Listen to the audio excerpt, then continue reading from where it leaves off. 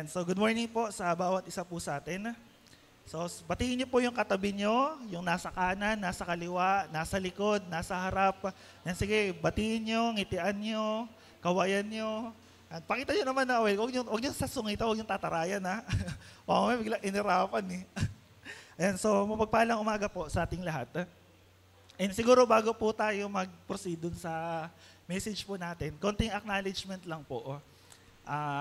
Ngayon po kasi, or this week, medyo busy po tayo. And kung makikita niyo po, di ba, yan, may bagong kortina. Pag pumasok po kayo dun sa loob, sarado ba to? Yeah, pag pumasok po kayo dun sa loob, medyo malamig na. And yung iba na, sulit na. So pwede mo palakpakan po natin si Lord. Yan. Kasi ngayon po, ayan. So katulad po ng laging inaanong si Pastor, diba, nung this year nga sabi niya, ang pangarap natin is makapagpa-aircon. So this week po sinimulan po na ma-airconan tong sa kids. Yan. And nagpapasalamat po tayo dun sa sa mga actually may sponsor. Kumbaga merong talaga after nung in-announce yung bill, sabi, Pastor, kami yung mag-sponsor. And so kumbaga blessing sa atin yung mga tao na yun. So hindi ko na sila patatayuin, baka pag after ng service, hinga nyo, nag-sponsor ka, pautang naman. O may utangan nyo, mahirap yun. Kumbaga, nakaka-bless sa church natin kasi may mga ganong mga generous yung pagbibigay and yung puso.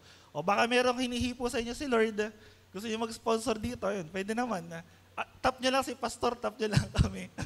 Ayan, so siguro, bago pa lumayo yung pinagsasabi ko, so siguro pa tayo po yumukot manalangin. Lord, salamat po sa araw na to at patuloy, Panginoon, nagpapasalamat po kami sa mga biyaya na natanggap po namin sa araw na to. Salamat, Panginoon, sa bawat isa na dinako niyo po ng ligtas at dalangin po namin, Lord, sa pag-aaral po namin ng inyong salita, bigyan niyo po kami ng karunungan, buksan niyo po, Panginoon, yung puso't isipan ng bawat isa.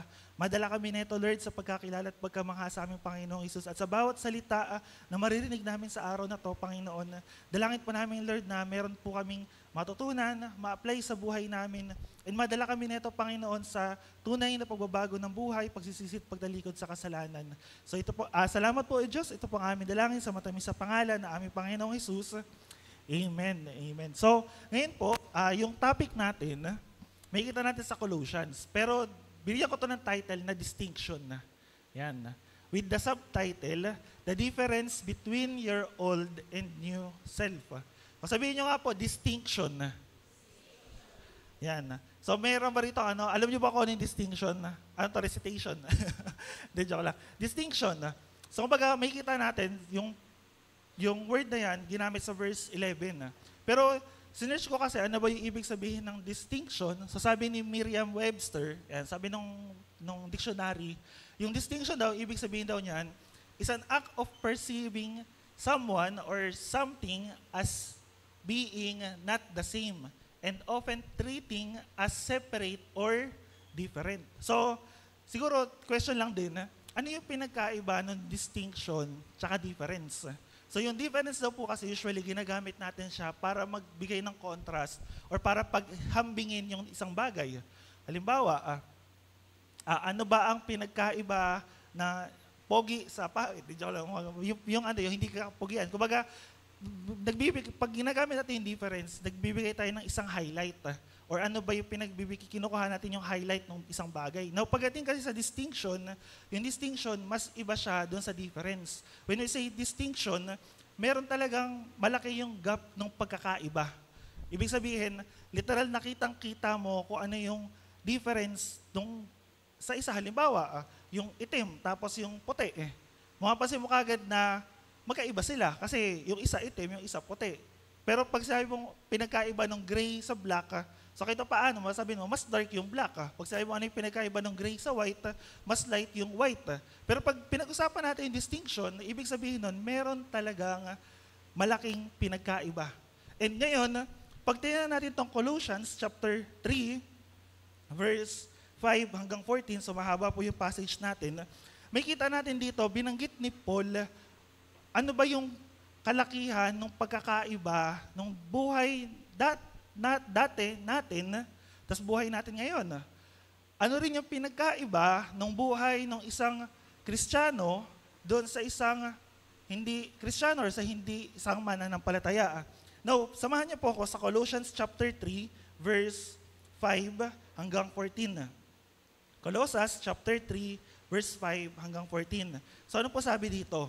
Sabi ni Pablo, verse 5, "Kaya't patayin na ninyo ang mga pagnanasang makamundo, ang pakikiapid, karumihan, mahalay na simboyo ng damdamin, masamang pagnanasa at ang kasakiman na isang uri ng pagsamba sa Diyos-Diyosan. Dahil sa mga ito, tatanggap ng parusa ng Diyos ang mga taong ayaw pasakop sa Kanya. Kayo man ay namuhay din ayon sa mga pagnanasang iyon, nang kayo ay pinaghaharian pa ng mga ito. Ngunit ngayon, itakwil na ninyo ang lahat ng galit, poot, sama ng loob, iwasan na ninyo ang panlalait at malaswang pananalita. Huwag kayong magsinungaling sa isa't isa, sapagkat hinubad na ninyo ang dati ninyong pagkatao, pati ang mga gawa nito." Verse 10, "Isuot ninyo ang bagong pagkatao na patuloy na nababago at nagiging kalarawan ng Diyos na lumikha sa inyo upang lalo ninyo siyang makilala.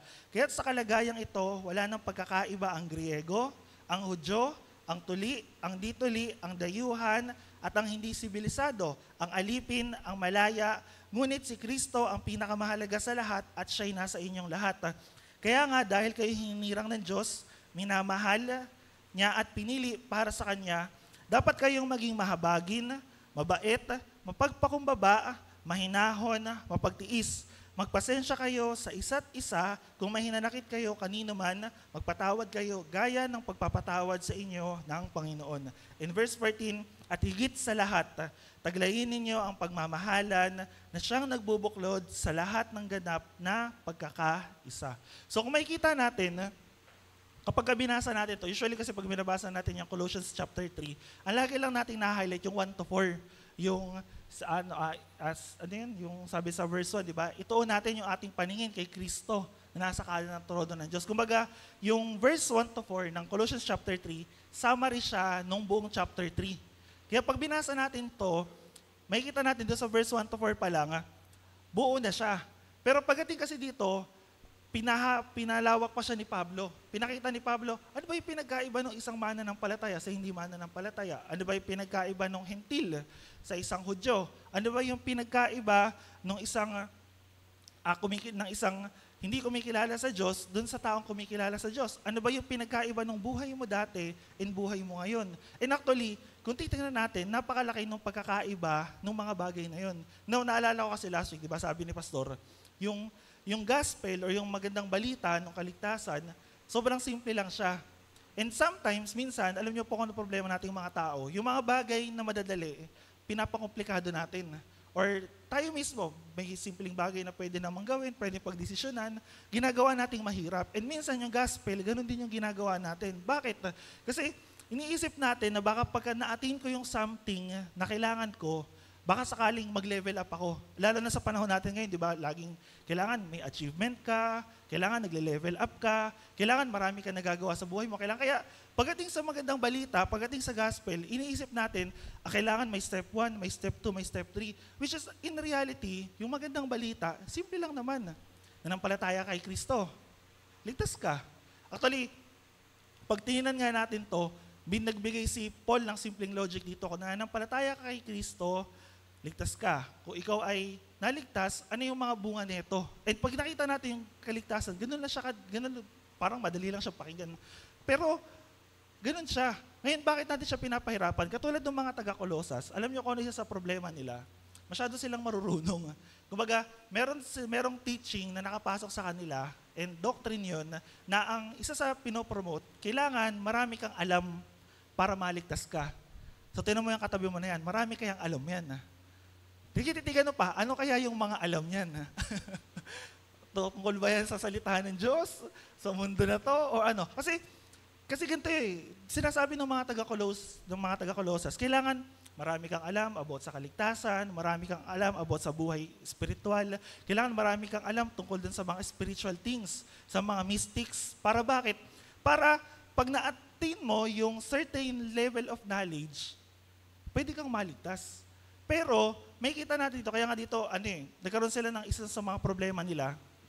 May mga tao na kailangan maging super spiritual sila.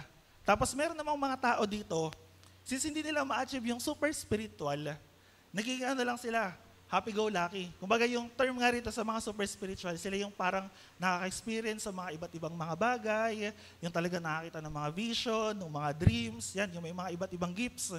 So kumbaga, sila talaga yung totally, ang point na ng buhay nila, lahat ng mga earthly things, ni-remove na nila. Kumbaga parang, hindi na ako sasama sa ganito kasi di naman kailangan yan. Or parang pinagpapalit mo pinapahirapan mo yung katawan mo to the point para ma-achieve mo yung something spiritual. Now, on the other side naman, may mga tao sa kanila na since hindi namin ma-achieve yung super spiritual na mga bagay, ang gagawin na lang namin kung ano yung gusto namin. Kaya sabi doon, yun yung mga tao na kung ano yung masarap, yun yung gawin mo. Kung saan ka masaya, yun yung sundin mo. And ganun yung dalawang teaching na naglalaban sa Colossus. Kasi may mga tao na nakahati sila sa dalawa. Kaya ang nangyayari, para maligtas ka, para maintindihan mo kung ano ba talaga yung kaligtasan, kailangan mag-gain ka ng knowledge. And tandaan niyo po during ancient times, yung karunungan, is equals to income. Ibig sabihin, kapag marami kang alam, marami kang information, para ka na rin kumikita ng pera kasi yung information, binibenta talaga nila. Unlike sa panahon kasi natin ngayon, di ba, punta ka lang kay Google, type ka, search ka, tapos makikita mo na lahat. Minsan pa, lalo na nung nauso lately yung AI, diba? Di ko lang kung may gumagamit si ChatGPT, di ba? Gumawa ng paragraph tungkol sa ganito, di ba? Easy. Naalala ko may assignment kami, sabi ng teacher namin, bumawa kayo ng 10 sentences, gamitan nyo ng noun, tapos pronoun, tapos verb. Pero wag na kayo mag-ChatGPT. Baka dadaan nyo pa sa ChatGPT, pag tinype ko, makita ko rin. Di ba, kung makikita natin, sa panahon natin ngayon, yung information, yung lahat ng karunungan na kailangan natin, madali lang nating nakukuha. Especially sa mga student, di ba, pag kailangan mong mag-upskill, sa mga nagtatrabaho, madali ka lang makakuha. And yung social media or yung internet, malaki yung naging part ng buhay natin. Ngayon, balik tayo dito sa passage natin. Now, since may mga ganong tao, syempre, may mga tao na super spiritual, kinalimutan na nila yung pagiging tao nila. Meron namang mga tao na hindi magawang maging super spiritual, so go on na lang ako sa buhay natin. Ngayon, may dalawang word po ako na gusto ko i-take note nyo. Sa verse 5 to 9, may dalawang word dito na kailangan yung i-take note. Yung sensual sin tsaka social sin. Yan, sensual sins tsaka social sins. Kasi kung makikita nyo rito, nilatag ni Pablo lahat ng kasalanan And yung kaibahan nun, actually ginagawa ni Pablo yung minsan gumagamit siya ng differences. Makikita niyo yan sa Galatians chapter 5, yung nilatag ni Pablo lahat ng kasalanan, tapos sabi niya, ito yung bunga ng banal na spirito, and walang batas laban dito. Ngayon pagdating dito sa Colossians, ganoon din ginawa niya, pinalawak niya. Pero yung ginamit niya rito, to illustrate this, parang damit. Parang damit. Kaya pag binasa niyo po sa English version, nakalagay dyan, put on, tapos put off. Kumbaga sabi niya, suotin ninyo, tapos hubarin ninyo, talikuran na ninyo, iwasan na ninyo. So sino rito walang damit? So lahat naman may damit, So isabihin, makaka-relate kayo kasi nagdadamit kayo. O sino rito nagsusuot ng damit na sinuot na? Ay, walang umaamin. Baka yung masabihin, may nakita kasi kung meme kahapon, sabi niya, yung damit daw, masyado daw siyang malinis para sa labahan. Pero masyado naman daw siyang marumi para ibalik doon sa damitan. So kaya ang ginawa niya, nilatag niya na lang daw doon sa labas para para daw, hindi niya malaman kung sa ilalagay, sa dumi ba o sa malinis. So, may kita natin, ganito dinescribe ni Pablo tong Colossians chapter 3, parang damit. Kaya pag binasa natin yung verse 5 sa English version, may lalagay ba ako English yan? Wala So sabi rito, put to death, therefore, what is earthly in you, sexual immorality, impurity, passion, evil desire, covetousness, which is idolatry. Then pagdating sa verse 9, verse 8, sabi rito, you must put them all away. Pagdating sa 10, sabi rito, put on, may sinabi pala dito yung sa 9, yung put off the old self. And pagdating sa 10, meron sinabi itong put on, and pagdating sa verse 12, put on ulit. So kumbaga dyan lang iikot yung topic natin ngayong araw. Now, focus tayo sa verse 5. Ano sabi ng verse 5? Put to death, therefore, what is earthly in you. Yan. So nabasa ko kanina. Yung mga bagay daw po na yan, under siya ng category na tinatawag nating sensual sin. Sabihin nyo nga, sensual. May mga pag-explain ba? Yung mga sensual sin daw, yan, yung mga typical na kasalanan na yan, usually, yan yung mga sin na ginagawa ng mga tao na hindi nakakilala kay Lord. Kumbaga, these are the sin na typical sa isang tao. Kumbaga, sabi nung isang author, yung mga sensual sin, ito daw yung mga ginagawa ng mga tao na una, walang pagpipigil sa sarili, hindi kayang kontrolin yung kanyang sarili, and hindi niya kayang kontrolin yung mga desires ng kanyang mga sarili. Now, pag tingnan niyo po kasi rito, sa English version, yung pinakaunang sensual sin na binanggit sa verse 5 is sexual immorality. Sa iba, fornication. Pero since immorality yung tinutukoy dito, sakop na neto lahat ng uri ng kasalanan na related sa sexual. At kahit anong form man yan, kahit anong gawain man yan, basta pasok yan sa immorality, sexual immorality, sensual sin yan. Ano pa yung next? Ano nakalagay dyan? Impurity, or sabi nun, uncleanliness, or kawalan ng kalinisan. Now sabi rito, lustful impurity is connected to luxury and loose living. Kumbaga, yung mga mahilig doon sa sa mga luho, doon sa mga mahilig sa siguro pwede natin ipasok dito yung mga impulsive buying, yung mga pagka may nakita kang maganda, ay sige, bilhin ko yan. Oy, gusto ko yan, bilhin ko yan. O kaya yung mga tipong bili ka lang ng bili, o ingat kayo sa mga checkout ng checkout, ha? Ano yan, TikTok, Shopee, Lazada. Diba?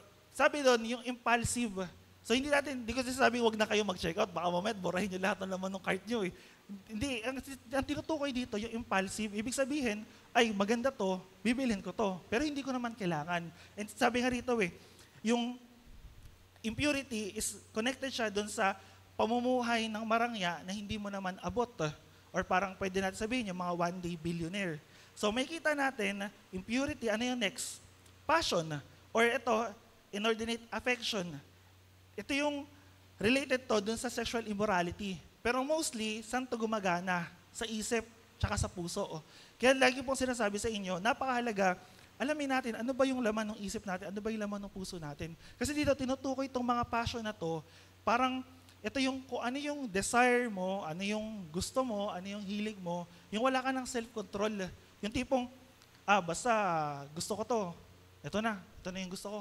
Basta gusto ko siya, ito na yung, siya na yung pipiliin ko, nang walang pag-iisip, na hindi mo kino-consider yung mga bagay-bagay. Kumbaga, totally, driven lang siya ng emotion. Actually, naalala ko, may isang kasabihan Sabi nila, yung tao daw na hindi kayang kontrolin yung kanyang emotion, sooner or later, yung emotions mo, yung kokontrol sa'yo. And mamaya, rin natin yan, ilalagay din natin, isasama natin yan. Pero may kita natin, itong mga nasa sensual sin na to, it is yung mga typical na mga tao. Now, i-check natin yung sarili natin. Paano tayo nag-response dun sa mga bagay sa paligid natin? Yung mga struggles ba natin sa kasalanan is talagang struggles natin? O meron ba talaga na bago sa atin? O wala O baka katulad pa rin tayo nung isang tao na hindi nakakilala sa Diyos, hindi nakakilala kay Kristo, pero yung kung ano yung gusto ng puso natin, ano yung hilig ng laman natin, ano yung desire natin, yun yung ginagawa natin. Now, di ko tinutukoy yung mga sexual sins lang. Marami pa bukod doon. Kaya di ba sinabi ni Lord, pagdating sa Matthew, ito mabigat to yung about sa adultery. Sabi ni Lord, kung sino man yung tumingin sa babae ng may pagnanasa, nangangalo niya na siya. Imagine mo, tumingin ka lang sa babae. Kaya minsan may mga biro daw yung mga lalaki noon Pag nakakita ka raw ng chicks, titigan mo na. Huwag ka na raw magsa-second look. Kasi yung second look daw, doon daw nagkakaroon ng kasalanan. Kasi, uy, maganda yun Titignan mo. Siyempre, nakaisip ka na. Nagkasala ka na. Kaya ganun daw yung mga biro. Kaya daw pag nakita ka ng maganda, titigan mo na. Sundan mo lang sa siya mapunta. Ngayon, yung mga typical na tao, typical na hindi mananampalataya, typical na hindi Kristiyano, ganun yung ugali nila. Ano pa? Yung mga nagi-green jokes, yung mga tipong puro kalasuan, yung lumalabas sa bibig, puro kalasuan, yung mga naiisip. Now, next is, evil desire. Connected to dun sa passion. Yung mga passion, yung mga desire, yung mga bugso ng damdamin mo na hindi mo magawa, hindi mo nasa loob mo, kaya gusto mong gawin. And yung evil desire, same din dun. Actually, may nabasa pa nga ako, sabi rito, usually itong mga evil desire na to, connected siya dun sa tinatawag na ill will. Ibig sabihin, halimbawa, may kakilala ka na naging successful. Parang ingit na ingit ka dun sa success niya na ano ba yan? Sana malasing ka sana, yung mga ganun. Sana malasing ka sana. Ano lang yan? Di mo naman deserve talaga yan. Yung mga evil desires, pumapasok siya doon. Ngayon, kaya tanong ko po sa inyo, ano ba yung nasa laman ng isip nyo? Kasi kung nasa laman ng isip nyo, halimbawa, paano kung may tao na nag-success? Ano ba yung ano natin? Ano ba talaga yung nasa puso natin? Talaga bang nagkino-congratulate natin sila? Or parang deep inside our heart, parang may inggit, may iba ka pang naiisip pa na hindi maganda. Kaya halimbawa, magpapa-aircon tayo. Diba? Kaya ba ng church yan? Kaya ba ng ano yan? Kaya bang bayaran yung electric bill? Kaya ba dating mag-ipon? Kaya ba natin gawin yan? Yung example lang yun, pero pasok yun sa mga ill will. Ibig sabihin, kahit anong mga gandang bagay na pagka inisip mo, nagiging negative agad, evil desires yun. Bakit? Kasi hindi ganun tayo dinesign ng Diyos. Kaya pag tingnan niyo yung isang tao na hindi nakakilala sa Diyos, ganun yun. Walang pagpapasalamat, walang gratefulness sa mga bagay na naranasan niya, nakikita niya. Kasi bakit? Kasi yung isip ng isang tao na hindi nakakilala sa Diyos, puno ng kasamaan. Ngayon, ang tanong ko po sa inyo, baka yung isip niyo tsaka yung puso niyo, ganun yung laman. Or baka naman, matagal na tayo, ganun pa rin yung nasa puso at isipan niyo. Mahirap yun. Baka katulad tayo ng mga taga-Colosas na akala natin, na-achieve na natin yung higher self natin, pero in the end of this life pala, wala pala talaga. Kumbaga parang katulad ka rin ng mga tao sa labas na walang pinagkaiba sa kanila. Actually, sabi nga ng Thessalonians, yung tao daw na hindi kayang pigilan yung kanyang sarili, parang siyang hindi mananampalataya na kung saan siya dalhin ng agos ng damdamin niya, nandun lang siya. Ibig sabihin, kung ikaw ay naiinggit, saan ka dadalhin? Sa pagkainggit. Kung ikaw ay nasa galit, saan ka dadalhin? Sa pagkagalit. Kung ikaw ay mahalay, saan ka dadalhin? Sa kahalayan. Kaya mahalaga rin tinitingnan niyo po, ano ba talaga yung mga desires, mga passion niyo. Nung nag-preach ako sa Matimbo last time, masabi ko, ang naging topic ko about sa puso, ano ba talaga yung laman ng puso mo? Kasi alam niyo po kung bakit. Kahit anong gawin niyo, kahit anong dami ng karunungan na alam nyo, kahit anong dami ng techniques, methods. Actually, may nakita ko mga ganun sa TikTok, sa mga reels. Yung halimbawa, paano ka daw sisipag? Di ba? Paano mo makakabisado yung mga pinag-aaral mo? Actually, binabasa ko minsan, tinatry ko Ang gaganda kasi bakit? Ang gagaling di ba? May mga practical sila na mga methods na pwede mong gawin para yung naaral mo, yung natututunan mo, mabilis mong maalala. Pero, ang tanong ko po doon, biblically, hindi naman laging ganun. Kasi ang pinakakailangan unang mabago sa atin, puso natin. Kasi kahit anong ganda ng sistema natin, kahit anong ganda ng methods mo, kahit anong ganda, dami ng alam mo, kung hindi mo naman kayang kontrolin yung sarili mo, hindi mo kayang kontrolin yung emotions mo, hindi mo kayang disiplinahin yung sarili mo, at the end of the day, wala lang din. Para ka lang, kinokontrol ka lang ng emotions mo, wala rin kwenta. Now, yung pinakahuli dito, yung covetousness, yung pagiging mainggitin. Yan. Ito yung meron ka na, pero gusto mo pa. Ito yung meron yung katabi mo, tanong mo ulit yung katabi mo na yan, anong meron yan? Baka mamaya kunin mo yan. Di ba? Gusto mo pa. Kumbaga, yung pagiging mainggitin, under siya ng pinaka-10th commandment, yung wag mong pagnanasaan, yung ari-arian, yung kapwa mo, mga ganun. Kasi hindi lang siya basta dun sa inggit na minsan kasi may sabi, nainggit ako, ganda-ganda ng damit mo. Yung mga ganun, sabi ng iba, hindi, joke lang yun, ano lang yun, ang ganda lang talaga. Parang gusto ko lang sabihin na maganda yung damit mo. Pero deep inside ng puso mo, ano ba talaga? Talaga bang inggit ka? Talaga bang may jealousy sa heart mo na gusto mo ba talaga yun? Or minsan kasi ganun ginagawa nating positive yung mga bagay for the sake of compliment. Pero deep inside, pag chinek natin yung heart natin, ano ba talaga laman yan? Ano ba talaga nasa loob niyan? Baka akala natin, kasi ganun yung tinuturo sa atin ng mundo ngayon Di ba? Kailangan maganda yung way ng pananalita mo, kailangan maganda yung deliverance. Kasi tama naman, part yun. Pero ang tanong kasi doon, ano ba yung laman ng puso mo? Wala tayong paki doon sa gaano mo siya kaganda dineliver, gaano mo siya kaganda sinabi. Pero kung yun naman ng puso mo, punong-puno naman pala ng mali siya, punong-puno naman pala ng kasalanan, punong-puno naman pala ng evil desire, katulad ng sinabi ng verse 5, ano yung pinagkaiba natin sa mga tao? And yung pagkainggit, sabi rito, it is a form of idolatry. Kasi bakit? Kasi kung ano yung gusto mo, mas inuuna mo. And bakit siya naging idolatry? Kasi ang idolatry, pagka may anything, anyone, Kahit anong bagay na, kahit sino man yan, na pinuput above mo kesa kay Lord, idolatry yun. And kaya yung pagiging mainggitin, idolatry siya. And kung titingnan natin, mahirap to. Ngayon may nagtanong sa isang pastor, Pastor, yung mga sensual sin ba na yan, possible yan sa isang church? Yung mga sensual sin ba na yan, possible ba yan na magawa ng isang mananampalataya or ng sinasabi niyang born again siya? Sabi ng pastor, yes. Hindi possible. Mas worst pa nga yung ginagawa ng mga mananampalataya regarding sa mga bagay na yan. Kasi bakit? Kasi dyan pumapasok kapag hindi natin na-check yung sarili natin. Dyan pumapasok pag hindi talaga natin kilala si Lord. And worstly, minsan, para tayo mga judgment at halimbawa, minarig tayo, bumagsak sa mabigat na kasalanan. Uy, ano yan?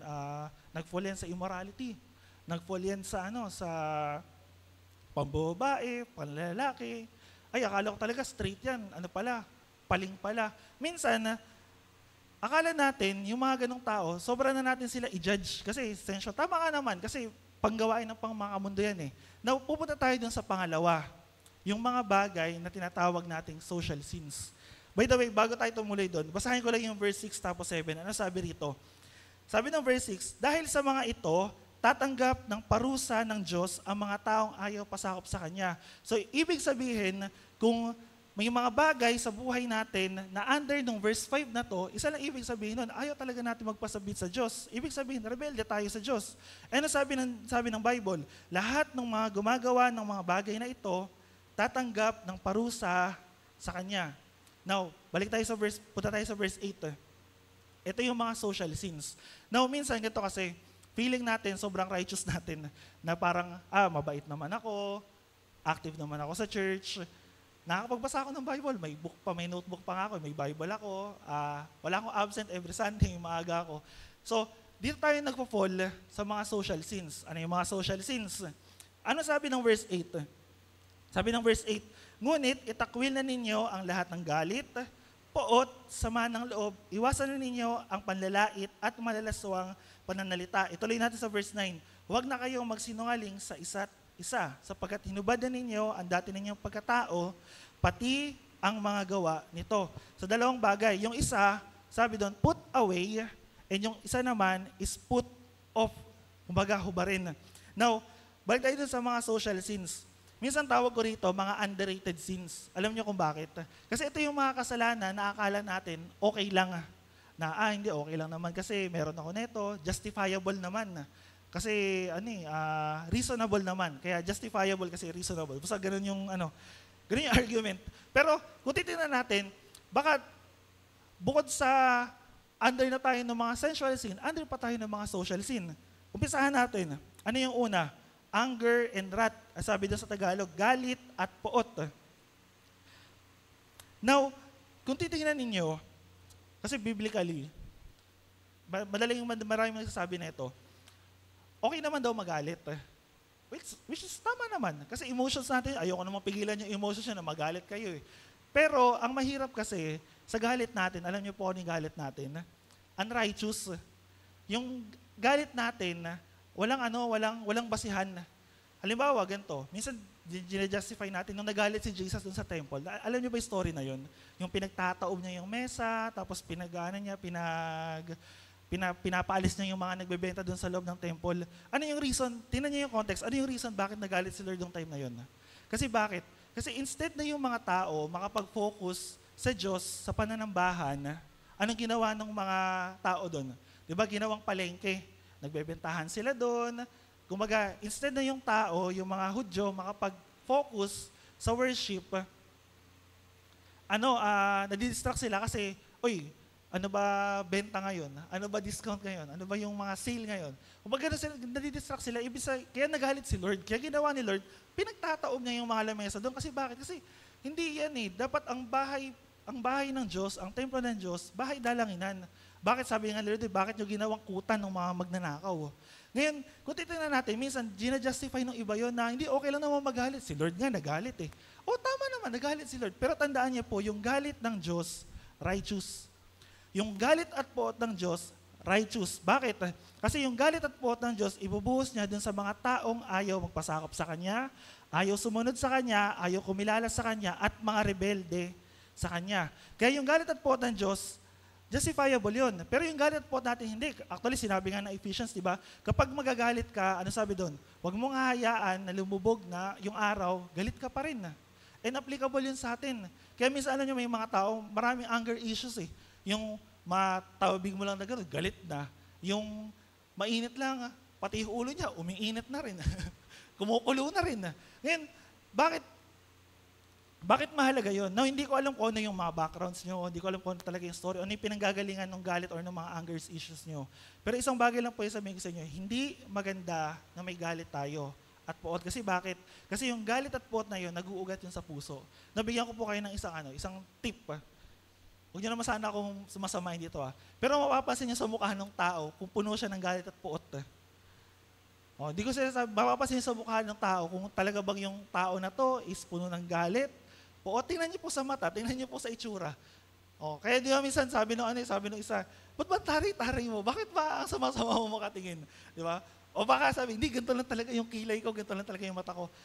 Pwede, pero minsan may mga tao po na kapag yung punong-puno ng galit sa sama ng loob, lagi silang nakasibangot, parang laging bugnutin, yung tipong, alam mo yun, kunting tapik lang talaga parang bulkan na biglang sasabog eh. Now, bakit napakahalaga? Especially youth, sabihin ko sa inyo youth. At doon sa mga planong pumunta sa pag-aasawa, alam ko po may kanya-kanya tayong family. Pero hindi maganda bilang mga kabataan or bilang mga papasok sa marriage, meron kayong mga unresolved issues sa family nyo. And especially yung galit at puot na yun. Hindi ko po alam kung ano yung family story nyo, ano yung reason. Sabihin natin, sige, reasonable yan. Pero hindi maganda na papasok kayo sa relationship, papasok kayo sa marriage, papasok kayo sa next level ng buhay nyo na meron kayong daladalang galit at sama ng loob sa mga magulang nyo. Bakit? Bigyan ko po kayo ng example. Genesis chapter 3. Kung naalala nyo, sino pumatay kay Abel? Sino pumatay kay Abel? Si Cain. Tama ba? Si Cain pumatay kay Abel, ano? O iba, nanguhula pa eh. Sino pumatay? Bakit pinatay ni Cain si Abel? Inggit, galit. Now, si Cain, pinarusahan ng Diyos. Sabi nung kinausap ng Diyos si Cain, sabi ni Cain, Lord, lahat ng makakita sa akin, papatayin din ako kasi pinatay ko yung kapatid ko. Sabi ni Lord, hindi, bibigyan kita ng tanda na lahat ng makakita sa iyo or lahat ng kung sino man yung mananakit sa iyo or papatay sa iyo, paparusahan ko. So kaya si Cain, matagal siyang nabuhay. And pag binalikan niyo yung Genesis chapter 3, merong isang city na ang laman nun, mga anak ni Cain. Now, ito yung nakakatakot, ito yung nakakagulat. After nung story na yun, I think third or second generation, siguro apo ni Cain yun, namana yung galit at puot ni Cain. Hindi ko alam kung tama ba yung itsura, hindi ko alam kung tama ba yung lineage. Pero sabi nung kaapu-apuhan ni Cain, sabi niya doon sa Genesis chapter 3, yung sino man ang manakit kay Cain, sabi ng Diyos, paparusahan niya. Nang sabi niya ito, sabi ng apo niya na yun, kung sino man yung manakit sa akin, ako mismo yung mananakit sa kanya. Now, ano yung ugat nun? Kay Cain. And titingnan nyo, ilang generation yung lumabas, nandun pa rin yung galit at puot yun. Kaya po, like kung wina-warning ito, especially sa mga nangihinang payo, yung papasok sa relationship, ano yung mga unresolved issues mo? Hindi lang yung galit at puot, halimbawa, mga traumas, mga problem, especially ugali ng mga magulang mo. Di totoo yun. Yung mga unresolved issues ng mga parents natin, minsan patunay yun na kapag anak ka talaga nila, pag parehas kayo ng ugali. legit yun. Tingnan nyo minsan. Pero may kita natin, namamana kasi yun. Kaya ang mahirap, kung sa generation mo, ikaw nakakarinig ka ng salita ng Diyos at ikaw sa puso mo, punong-puno ka ng galit, punong-puno ka ng sama ng loob, yung ugat nun, hindi napuputol hanggang sa kapu-apuhan mo. And kaya mahalaga po sa ating mga nakakilala kay Lord, huwag mo lang isipin yung sarili mo, huwag mo lang isipin yung buhay mo, isipin mo rin yung next generation after mo. Yung mga unresolved issue mo, talaga bang nasolve?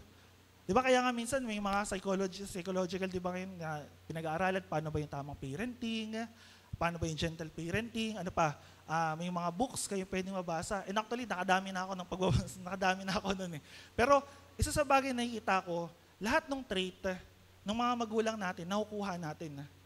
pangit o maganda man yan, lahat yun namamana natin. Kaya tinan mo yung katabi mo na yan.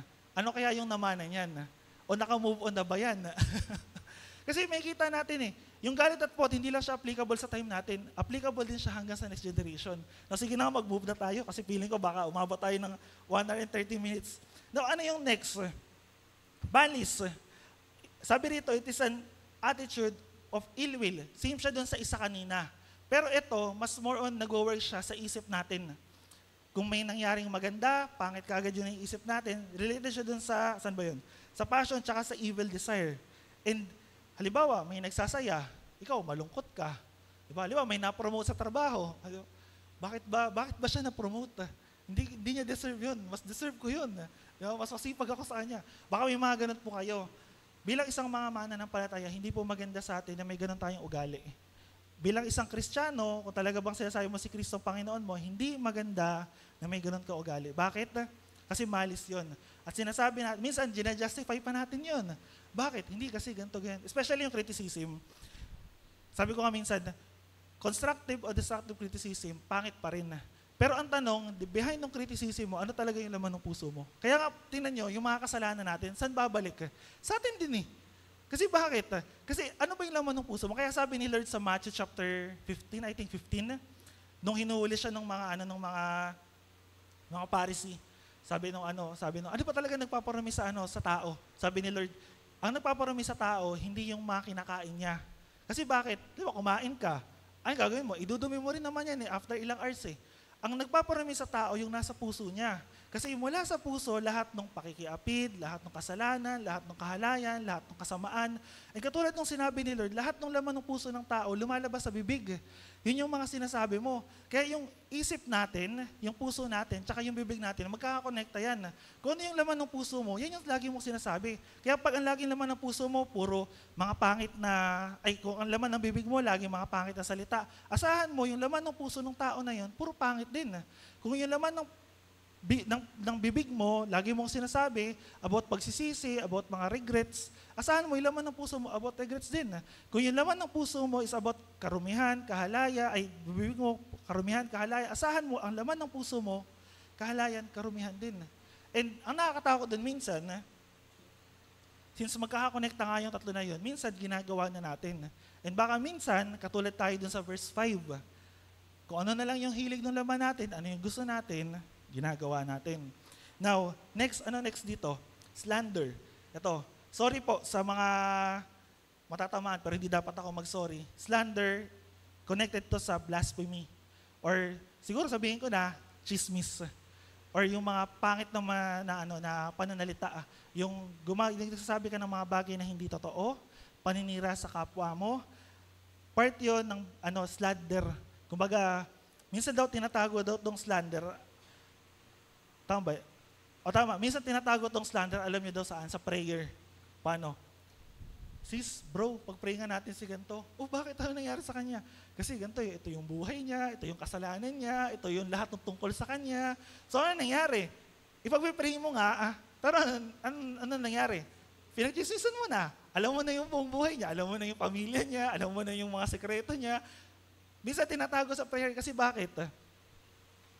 Chismis. Now, alam niyo po sa isa po yung sa bagay na iniingatan namin. Pag may mga sensitive na mga case, di na namin pinapasa doon sa mga nasa prayer warriors or sa Pinag-uusapan na lang namin yung sa leadership. Kasi bakit? Para proteksyonan yung tao, proteksyonan yung sensitivity ng at the same time, maging accountable doon sa mga nangyayari. Kaya minsan pag may narinig po kami ng mga sensitive na pangyayari, kami na lang ng mga nasa leadership, kami na lang nila pastor yung nag-uusap doon. And ang ending nun, ano yung pwede natin gawin para matulungan yung tao na to?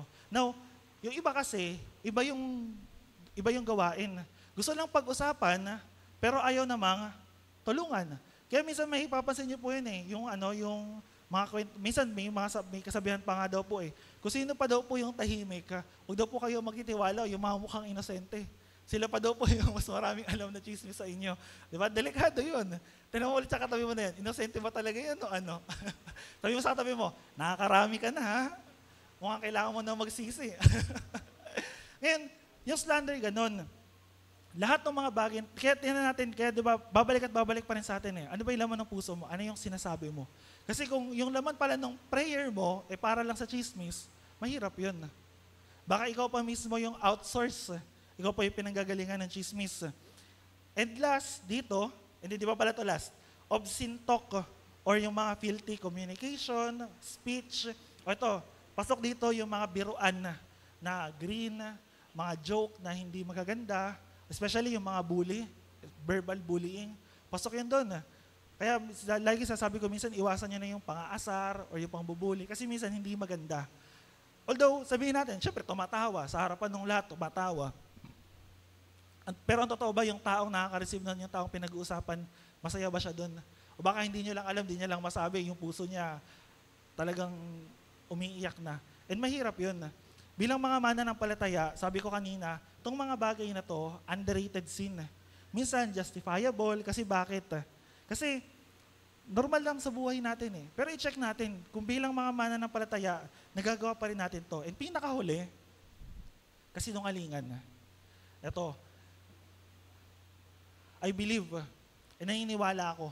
Sabi nung isang statistics, 99 or 98% daw ng mga tao nakakapagsinungaling.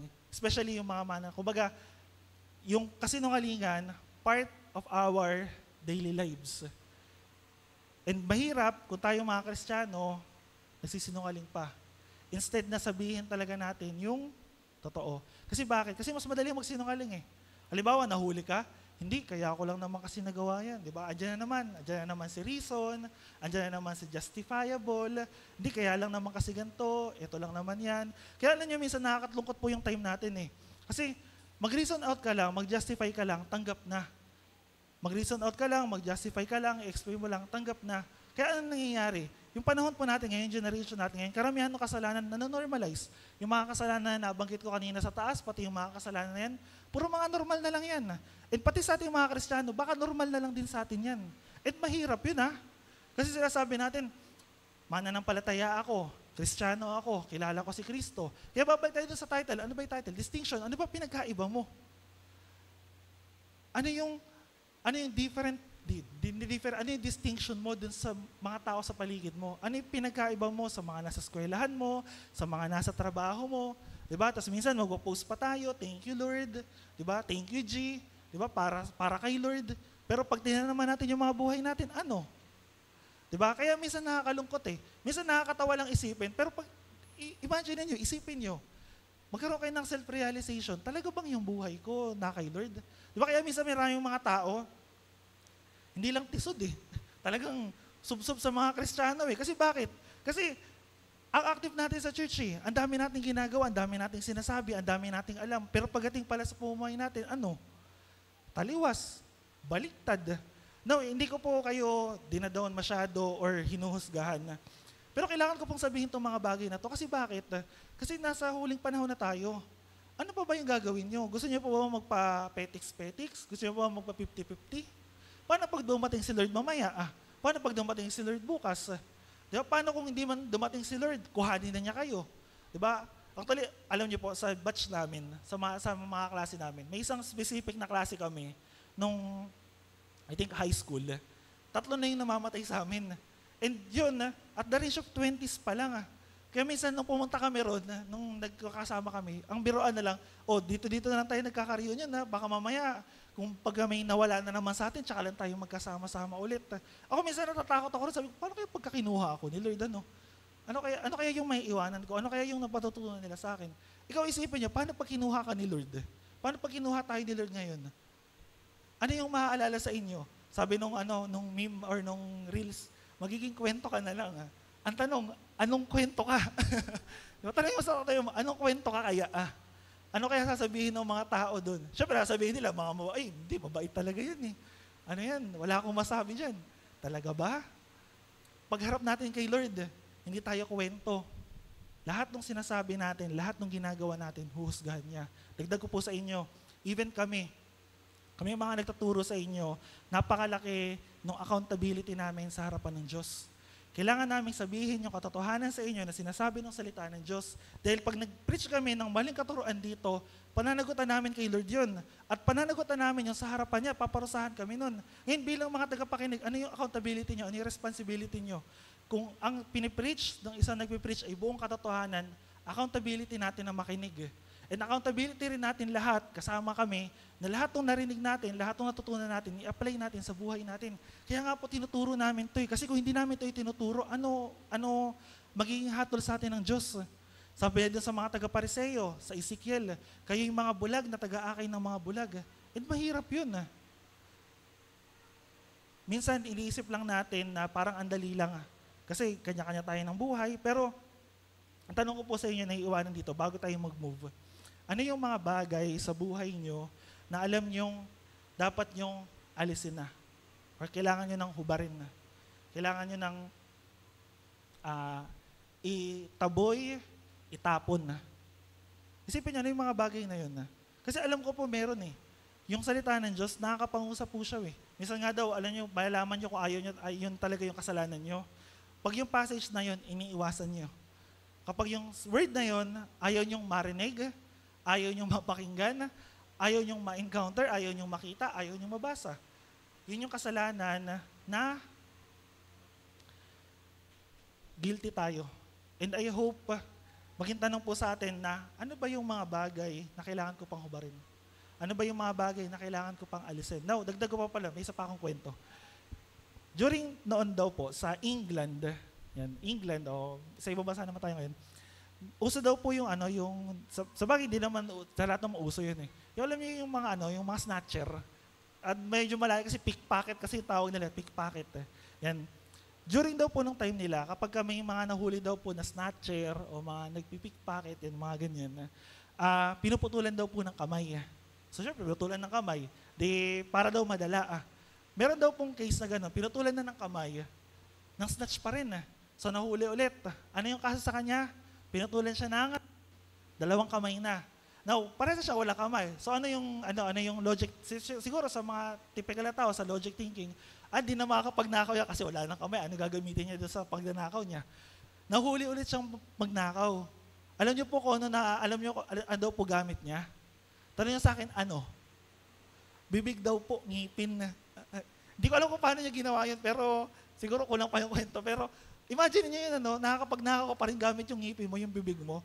Ano ibig sabihin nun?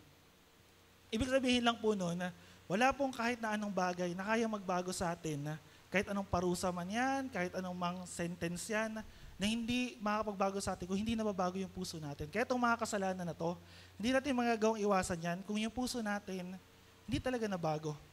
Or hindi mo talaga hinubad, hindi mo talaga inalis. And dito po, sa pagtuloy natin, sa verse 10 hanggang 14, ano sabi rito? Put on the new self, or bagong sarili. Kaya niyo pa ba, mga pa tayo? 1 hour. Joke lang. Siguro, pasadahan na lang natin dito. Pagdating sa verse 10, ano sabi rito? Isuotin niyo ang bagong pagkatao na patuloy na nababago at nagiging kalarawan ng Diyos na lumikha sa inyo, upang lalo ninyo siyang makilala. Now, naalala niyo, ang problema ng mga taga-Colossians, knowledge. Kasi iniisip nila kapag mas tumaas ako sa karunungan, mas makikilala ko ang Diyos. Pero sinasabi ni Paul dito, hindi Kung talagang hinubad mo na yung dati mong pagkatao at nilagay mo na yung panibago na nababago sa kaanyuan, sa larawan ni Kristo, ano daw sabi doon? Mas patuloy niyo siyang makikilala. Kaya yung pagkakilala po sa Diyos, paglalim sa Diyos, hindi lang by knowledge. Alam niyo po, lahat tayo, pwede tayong mag-aral ng theology, pwede ka magbasa ng Bible, lahat ng mga terminology, Judaism, Gnosticism, Mysticism, lahat yan, pwede niyong aralin yan pwede niyong alamin yan. Pero hindi dahil marami kang alam, ibig sabihin nun, may mababago sa'yo. Yung tunay na pagbabago, hindi lang karunungan. May nababago sa puso mo, may nababago sa isip mo, may nababago sa'yo. Kaya sabi rito ni Pablo, yung hubarin na natin lahat ng mga kasalanan na yan. Hubarin na natin lahat ng mga bagay na natili pa sa atin. Tapos isuot natin yung bagong pagkatao natin na nagiging kalarawan ni Kristo na binabago araw-araw. At pag makikita niyo po sa Bible, sa Corinthians, para daw tayo binabago ng Diyos from glory to glory, from day by day, from level to another level. Pagdating naman sa Romans, paano daw tayo binabago ng Diyos? Paano tayo nagpapanatuloy sa pananampalataya from faith to faith? Ibig sabihin, dahil sa pananampalataya, nagagawa natin yung mga bagay na inuutos sa atin ng Diyos. Pero kung hindi tayo nananampalataya sa Diyos, kahit anong gawin mo sa buhay mo, wala talaga. Now, verse 11, ito sabi rito, kaya't sa kalagayang ito, wala nang pagkakaiba ang Griego, ang Hudyo, ang tuli, ang di tuli, ang dayuhan, ang hindi sibilisado, ang alipin at malaya. Now, sa English kasi, ang sabi rito, a renewal which is there is no distinction. Now, yung distinction tutukoy dito kasi during old times, may uso kasi yung racism. Ibig sabihin, halimbawa, Griego ka, Hudyo ka, Hintil ka, magkakaiba yung mga yon. Halimbawa, mayaman ka, mahirap ka, usually, mga group yan. Pag mayaman, sila lang yung mga magkakasama. Pag mahihirap, sila lang yung magkakasama. So kaya nangyayari, nagkakaroon ng racism. Now, sa bansa kasi natin, hindi naman gano'ng kalakas yung racism. Actually, alam ko, malakas sa atin, bullying. Pero sa ibang bansa daw po, ano yung madalas yung ma-experience? Racism, especially sa mga western countries daw. Pagka nakita nila, iba yung kulay mo, o yan, bully ka na kagad. Pag nakita nilang medyo light ka, hina-high regard namin yan. Parang iba yung tingin namin dyan. Nasabi rito ni Pablo, yung alipin, yung malaya, yung Griego, yung Hudyo, yung sabi rito, yung tuli, yung di tuli, yung dayuhan, di sibilisado, wala nang pagkakaiba yan. Lahat yan, pare-pare sa kay Lord. Sa English version, ang sabi dyan, yung Greek, yung Jew, circumcised, uncircumcised, barbarian. Alam niyo ba yung barbarian? Hindi po yun yung flavor sa donut, yung Bavarian, magkaiba yun. Barbarian, ito yung mga tao during Asian times, sa mga uncultured, mga hindi sibilisado, mga walang pinag-aralan, mga ganon. O minsan makikita niyo sila yung parang mga mahaba, yung mga balbas na mukhang mga ganon. Ganon siya in-story. Yung mga Scythian, ano ba yung mga Scythian? Mas worse daw sila sa mga barbarian. Yun yung sinasabi nung passage natin. Sabi ni Paul, lahat ng tao na wala na tayong pinagkakaiba. Kung ano ka, sino ka, ano yung katayuan mo, ano yung kalagayan mo, lahat yan, pantay-pantay na tayo para tayo sa harapan ng Diyos. Ngayon, ang may pagkakaiba lang, hindi yung lahi mo, hindi yung pinanggalingan mo. Ang may pagkakaiba, ikaw, tsaka yung dati mong buhay. Ikaw, tsaka yung pamumuhay ng hindi mananampalataya.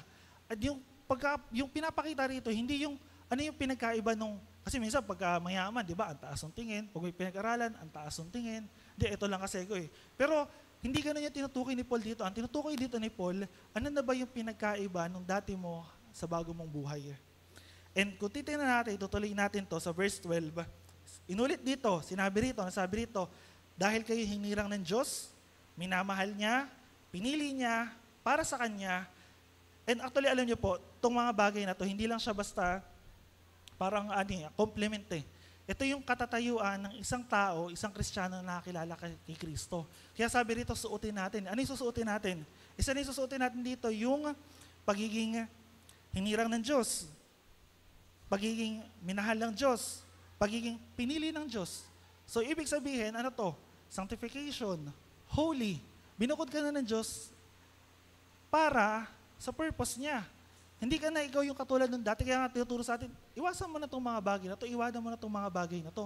Kasi kung hindi mo iniwan yung mga bagay na, ano yung pinagkaiba nyo? Actually, pag tingnan nyo yung history ng mga Israelita, during nung time ni Abraham, I think, hanggang nasa Babylon sila, lagi sasabi ng Lord sineperate ko kayo, pinili ko kayo, para parangalan yung aking pangalan, para ipakita nyo na holy kayo, na banal kayo, at banal yung Diyos nyo. And actually, yung mga Israelita, nag-fail doon.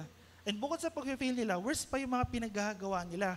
Now dito, dahil nga sa biyaya ng Diyos, sa grasya ng Diyos, hindi na lang mga Israelita ngayon yung bayang pinili, hindi na lang sila yung inibig, hindi na lang sila yung yung pinaging banal. Lahat ng sasampalataya kay Kristo, lahat yun binabago ng Diyos. Kaya yung katabi mo na yan, inibig yan ng Diyos, minahal yan ng Diyos, pinili yan ng Diyos, hinirang yan ng Diyos, naging bayan niya ng Diyos. Kaya nga yung status natin bilang mga tao, hindi ka lang basta bilang tao. Kumbaga sabi nga rin, di ba, ang citizenship natin, taga-langit.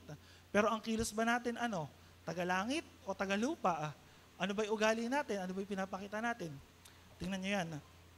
Now, ano pa yung next dito? Dito, nilist ni Paul yung mga sunod-sunod na ano ba yung dapat maging katangian na nakita sa atin kung talagang hinubad na natin, sinusuot natin si Kristo. Sabi rito sa verse 12, di ba? Dapat kayong maging mahabagin, mabait, mapagpakumbaba, mahinahon, mapagtiis. Tuloy ko na to sa 13, mapagpasensya kayo sa isa't isa, kung may nanakit kayo kanina man, magpatawad kayo gaya ng pagpapatawad sa inyo ng Diyos, at higit sa lahat, tagalahin ninyo ang pagmamahalan na siyang nagbubuklod sa lahat sa ganap na pagkakaisa. Isa-isahin lang natin, mabilis. Mahabagin or compassionate. Ang tanong ko po ba sa inyo, meron ba kayong compassionate heart? Meron ba kayong puso na mahabagin? Or wala? Or naahabag lang kayo, naaawa lang kayo pag nakita nyo may nakakaawa? Tinan nyo po yung nasa likod. Nasa likod nyo naman, tinan nyo. Mukha bang nakakaawa yan? Pero hindi sa itsura, ba? Sa itsura nyo kasi pagbasihan nyo nakakaawa. Hindi eh. Hindi eh. Yung pagiging mahabagin ng Diyos sa atin, paano kinahabagan? Yung tao ba na yan, tinitreat mo yan as katulad kung paano ka tinreat ni Kristo? Yung tao ba na yan, tinitreat mo kung minamahal ba yan, kung paano yan minahal ni Kristo? Kasi pag biniligan nyo, di ba, minahal, inibig, maging mahabagin, maging maawain. Ano yung next? Mabait, kindness, diba? Mabuti. Yung tao ba na yan, kahit ano bang ginawa niyan, mabait pa rin ba yan o ano? Di ba, minsan sa mga mabubuting bagay, gina-justify din natin eh. May reason tayo para hindi gawin yung mabuti. Pero marami tayong reason para gawin yung ano, yung bagay na akala natin sa tingin natin, tama or maganda. Next, pagpapakumbaba. Nung time ni Paul, nung time na nabubuhay siya, yung humility, hindi siya topic eh. Kasi during nung time nila, especially sa Western culture, hindi doon pababaan na, pataasan doon, payabangan na. At actually, hanggang sa panahon siguro natin ngayon, ano, may mga ganong tao eh. Yung talagang mayabang magsalita, mayabang sa pamumuhay. Kahit minsan yung wala nang maipagmamayabang, nagyayabang pa rin. And kung tayo bilang Kristiyano, kabaliktaran tayo nun, mayabang tayo, baka hindi talaga natin katulad si Kristo. Baka hindi talaga tayo naging kamukha ni Kristo. Baka hindi po pa rin talaga sinusuot yung pagiging katulad ni Kristo. Ito, next, mahinahon. Yan. Feeling ko maraming iba rito. Mahinahon ka ba talaga? Mahinahon magsalita. Diba? Minsan sabi ng problema namin yun eh. Yung mga yung pagsalita ka lang, yung lakas-lakasan ng boses mo, no? Kala tuloy nila like ka nakikipag-away, lagi kang galit. Pero, hindi eh. Actually, napapractice yun. Hindi totoo, legit, napapractice yun. Pwede nyo i-practice yun, pwede nyo gawin yun, pwede nyo matutunan yun. Sabi ko nga sa inyo, marami ng way ngayon para alamin. Pero, bukod doon, kailangan talagang binago yung buhay natin. Kasi, alam nyo, itong boses ko na to, pagkausap nyo ako, mahinahon, di ba? Umaw kayo, mahinahon. Pero dati hindi eh. Pag nag-uusap kami ni Mama, nung hindi pa kami nasa church, grabe, para kami nag-aaway. Sabihin ng mga kapatid namin, "Huy, ano ba ginagawa nyo? Nag-uusap lang kami ni Mama. Talaga ba nag-uusap kayo? Ba't kayo nagsisigawan?" Hindi, nag-uusap lang talaga kami. Ang taas-taas ng boses niya. Yung mga ganun eh. Alam niyo po, napapractice yun. Nasasanay yun. Kasi part ng pagiging mahinahon, alam niyo po kung ano, self-control, long-suffering, pagtsatsaga, pagtitiis. Kaya kung wala kayong pagtsatsaga, wala kayong pagtitiis, hindi niyo mapapractice yun. Never kayo magiging mahinahon. Sinasabi ko lang to kasi bakit? Kasi ako mismo naranasan ko. Magpasensya, sabi rito, forbearance, or yung pag-hold back. Halimbawa, paano natin tinitreat yung isa't isa? May nagkamali, may nagkasala, how do we treat each other? Sinisingil ba kagad natin doon sa kasalanan na ginawa niya? Sinisingil ba natin doon sa pagkukulang niya? Or, sige, intindihin muna kita kasi kapatid kita sa pananampalataya. Or pag may nagkamali, talagang binibira na kagad natin. Ikaw kasi mali ka eh. Dapat ito ka eh. Mali yung ginawa mo eh. Dapat kagad. Paano natin mapapakita yung pagtsatsaga sa atin ni Kristo? Minsan sinasabi natin, kinahabagan tayo ni Kristo. Pero ayaw nating mahabag doon sa kapatid natin. Sinasabi natin, kinaawaan tayo ni Kristo. Pero ayaw naman nating maawa din doon sa tao, sa kapatid natin na kinaawaan din naman ni Lord. Diba kaya sabi ni Paul dito, wala na tayong pagkakaibaw eh. Alam niyo kung ano lang yung pagkakaiba natin? Yung nasa puso eh. Ang pagkakaiba na lang natin kung ano yung laman ng puso mo. And dito na lang ako magtapos siguro, doon sa pagpapatawad, tsaka pagmamahalan. Now, itong dalawa na to, lagi itong magkadugtong. Minsan, akala natin, pagka nagpatawad na tayo, or sige, okay na, solve na yung issue mo sa akin, wala ka ng kasalanan sa akin. Minsan akala natin okay na yun. Pero in reality, may mga tao na, oo, nagpatawad ka na, nanghingi na ng sorry sa'yo, tinanggap mo na yung sorry, pero deep inside ng puso mo, parang ayaw mo siyang makasama, ayaw mo siyang makapiling, ayaw mo pa rin siyang makita, hindi pagpapatawad yun. Kasi forgiveness, ang karugtong niya lagi, acceptance. Kaya nga dito sa passage natin, ano yung sumunod doon? Pag-ibig. Kasi bakit? Kasi kung pinatawad mo yung tao na yan, tatanggapin mo yan, iibigin mo yan. Tanungin ko po sa inyo, paano po kayo pinatawad ni Lord? Isipin niyo, paano kayo pinatawad ni Lord? Siguro wala naman po sa atin dito mula nung tumanggap kay Kristo, nanampalataya kay Kristo, hindi na nakagawa ng kasalanan. Di ba kaya nga minsan, kumakain tayo, humingi tayo ng tawad eh. Bakit? Ba't ka humingi ng tawad pag kumakain ka? Kasi baka may nagawa kang kasalanan. Bakit tayo humingi ng tawad kapag magpaharap tayo sa Lord? Kasi baka may nagawa tayong kasalanan. Bakit? Tanong ko po sa inyo, yung panghingi nyo ba ng tawad kay Lord, bukang bibig nyo lang sinasabi nyo lang, pero wala talaga sa puso nyo. Yung talaga bang paghingi nyo ng tawad, kasi dito related to sa lahat ng yan. Kung talaga nagpapatawad tayo, diba sabi ko kayo na yung galit, kung walang pagpapatawad yung puso mo, punong-puno ng galit yan. Punong-puno yan ng hatred, punong-puno yan ng resentment, punong-puno yan ng mga bagay na hindi magaganda, laman yan. Ngayon tanong ko po sa inyo, paano kayo pinatawad ng Diyos? Kasi never niyong ibibigay yung pagpapatawad kung hindi niyo na-experience yung pagpapatawad. And kung nanghihingi lang pala kayo ng tawad for the sake of lip service, para lang sabihin lang ng bibig niyo pag nagpipray tayo, paano talaga kayo pinatawad ng Diyos sa mga kasalanan niyo? Talaga bang na-realize niyo kung gaano yung weight ng kasalanan niyo? Or parang, hindi, okay naman eh. Nakikita ko naman yung mga kasalanan ko kanina, justifiable naman sa harapan ko.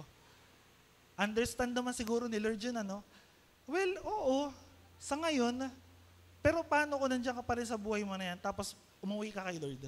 Sa palagay mo, pag humarap ka sa trono ng Diyos, understandable. Sa palagay niyo, pag bumalik si Lord, understandable yung ugali mo, yung attitude mo, yung character mo. Sa palagay mo, understandable, justifiable lahat ng mga kasalanan na ginawa mo sa harap ng makatarungan at banal na Diyos. Isipin niyo ng maigi. Kaya minsan sobrang dami ng self-righteousness natin sa sarili natin eh. Kasi bakit hindi natin nare-realize ano ba talaga yung ginawa ni Lord sa atin? Kaya sabi ni Paul dito, yung knowledge, hindi lang siya dito. Kasi yung knowledge na nandirito lang, pag dumami yung alam mo, ano yung pinoproduce nun?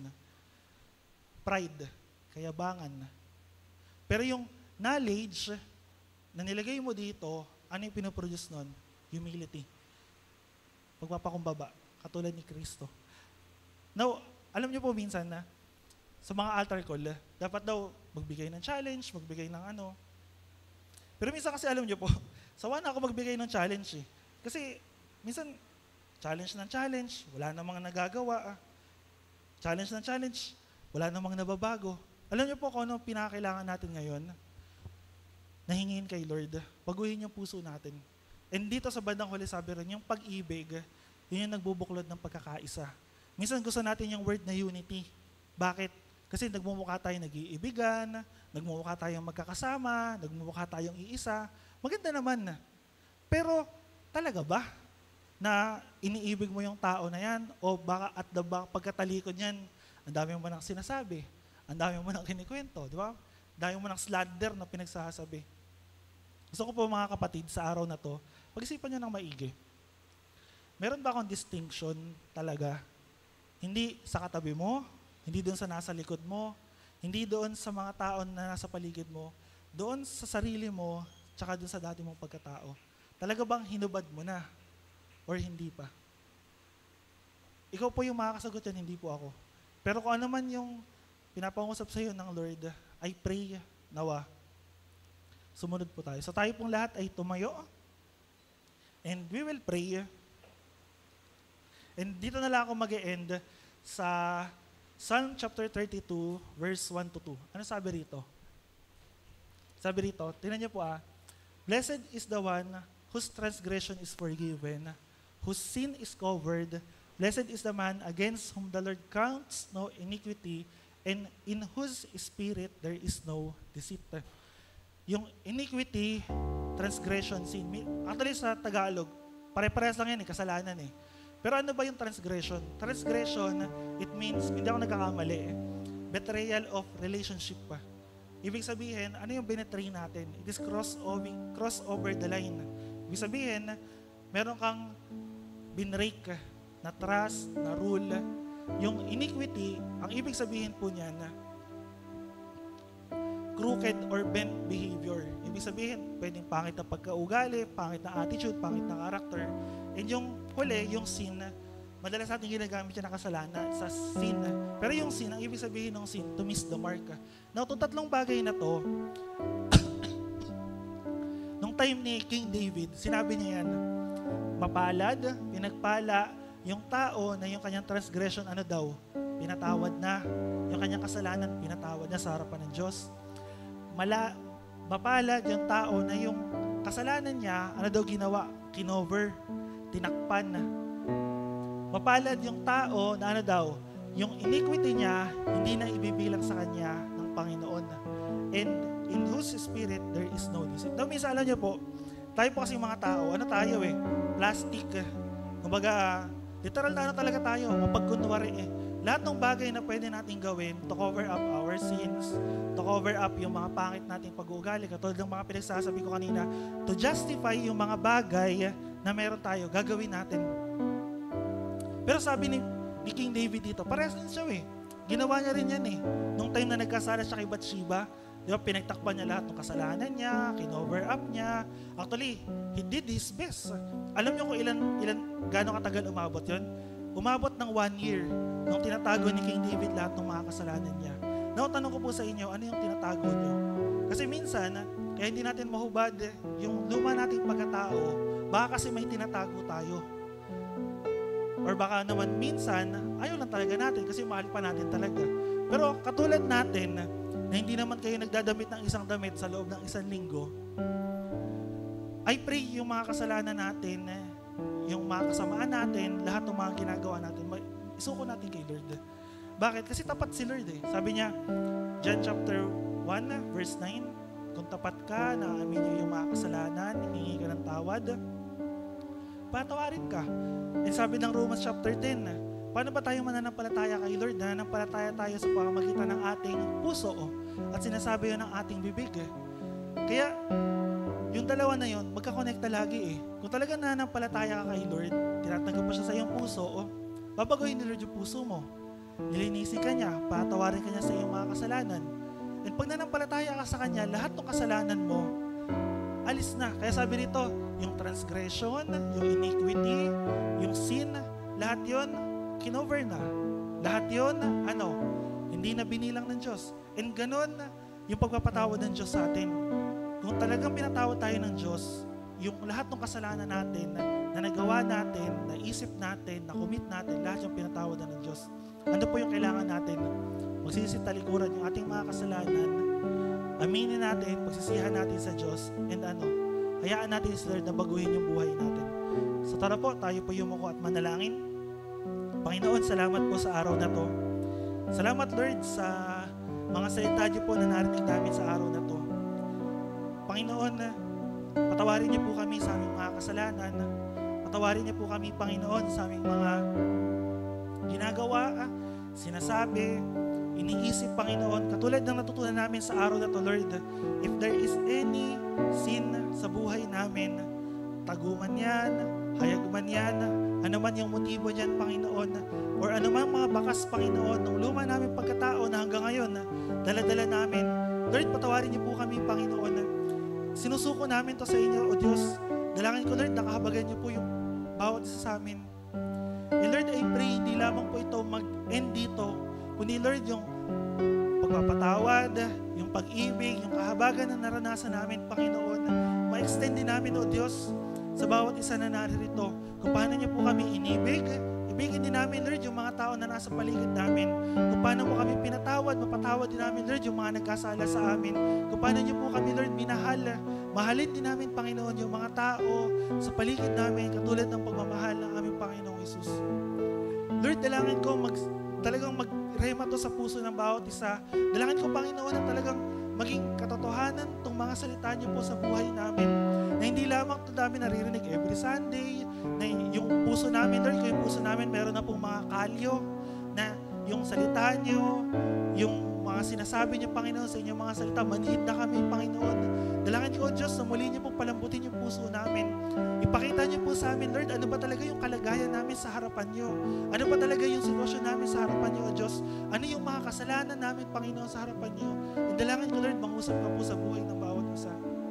And katulad, Lord, ng panibagong damit, suotin namin ng aming Panginoong Hesus, ang kanyang katwiran, ang kanyang pag-ibig, ang kanyang kahabagan, ang kanyang pagpapatawad, katulad ng natutunan namin ng Panginoon sa araw na to. Nang sa gayon, maiwanan na namin yung luma naming pagkatao, maiwanan na namin yung luma naming sarili, at makita, Panginoon, sa buhay namin na hindi lamang po kami umaatid ng church, hindi lang kami active sa gawain, Panginoon, kundi, Lord, may tunay na pagbabago sa puso at isipan po namin, Panginoon.